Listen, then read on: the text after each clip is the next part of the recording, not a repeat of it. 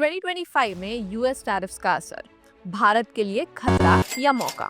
नमस्कार दोस्तों, आज हम बात करने वाले हैं एक ऐसे मुद्दे की जो ग्लोबल इकोनॉमी से लेकर इंडिया की ट्रेड पॉलिसी तक सबको प्रभावित कर रहा है। यूएस टैरिफ्स इन 2025। पिछले कुछ महीनों में अमेरिका ने कई देशों पर भारी टैरिफ्स लगाए हैं, जिनमें चीन और भारत सबसे बड़े टारगेट बने हैं।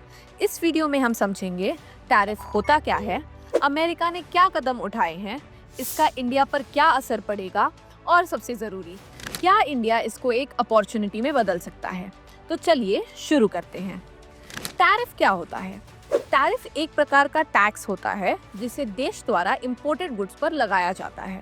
उदाहरण के लिए, अगर इंडिया चीन से मोबाइल फोन मंगवाता है और उस पर सरकार 20% टैरिफ लगा दे तो वो फोन महंगा हो जाएगा। इससे लोकल मैन्युफैक्चरर्स को फायदा होता है। गवर्नमेंट टैरिफ्स को इस्तेमाल 3 मेन रीजंस से करती है: डोमेस्टिक इंडस्ट्रीज को प्रोटेक्ट करने के लिए, रेवेन्यू जनरेट करने के लिए, ट्रेड वॉर्स या पॉलिटिकल प्रेशर बनाने के लिए। यूएस चाइना ट्रेड में कौन कौन से उद्योग शामिल हैं? यूएस चाइना ट्रेड में कई बड़े बड़े सेक्टर्स शामिल हैं।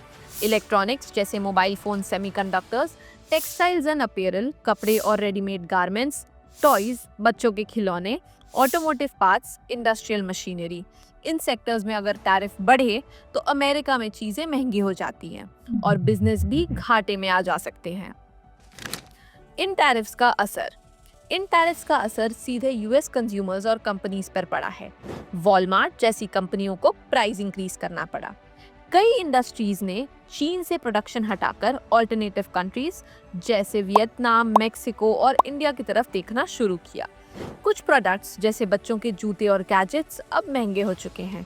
इकोनॉमिस्ट्स का कहना है कि ये टैरिफ्स इन्फ्लेशन का और बढ़ा सकते हैं। भारत के लिए इसमें क्या मौका है? अब सवाल ये है कि क्या भारत इस ट्रेड शिफ्ट का फायदा उठा सकता है? बिल्कुल। कई कंपनियां अब चाइना की डिपेंडेंसी कम करना चाहती हैं और India is emerging as a top alternative. Bharat में ऑलरेडी कई इलेक्ट्रॉनिक्स जायंट्स जैसे एप्पल और फॉक्सकॉन अपने ऑपरेशंस एक्सपांड कर रहे हैं। कौन कौन से सेक्टर्स में भारत आगे आ सकता है? यहाँ कुछ ऐसे सेक्टर्स हैं जहाँ भारत यूएस मार्केट में चाइना की जगह ले सकता है। Electronics assembly, mobile phones, chargers etcetera. Textiles and garments, India की टेक्सटाइल इंडस्ट्री ऑलरेडी बहुत स्ट्रॉन्ग है। टॉयज, अब मेक इन इंडिया के तहत टॉय इंडस्ट्री को प्रमोट किया जा सकता है। ऑटो कंपोनेंट्स, टायर 2 और टायर 3 मैन्युफैक्चरर्स को फोकस करने का मौका है। किन इंडियन इंडस्ट्रीज पर असर पड़ सकता है? लेकिन हर चीज अपॉर्चुनिटी नहीं है। कुछ इंडस्ट्रीज को नुकसान भी हो सकता है, जैसे जेम्स एंड ज्वेलरी, यूएस में डिमांड घट सकती है। एग्रीकल्चरल एक्सपोर्ट्स जैसे मेज और आलमंड्स, इसमें तो अपॉर्चुनिटी है। Pharma sector, low cost Indian medicine की यूएस में स्ट्रॉन्ग डिमांड है, ये पॉजिटिव है। भारत को चाहिए कि वो स्मार्ट ट्रेड एग्रीमेंट्स बनाए और टैरिफ वेवर्स की मांग करे।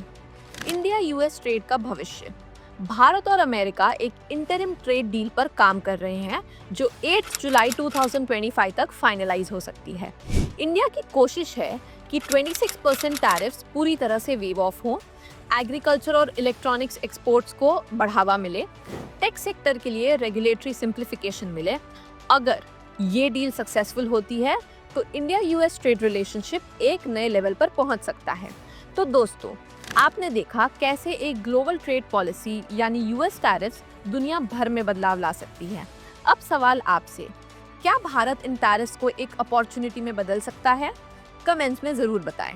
अगर आपको ये वीडियो पसंद आया हो तो लाइक और सब्सक्राइब जरूर करें। मिलते हैं अगले वीडियो में। धन्यवाद।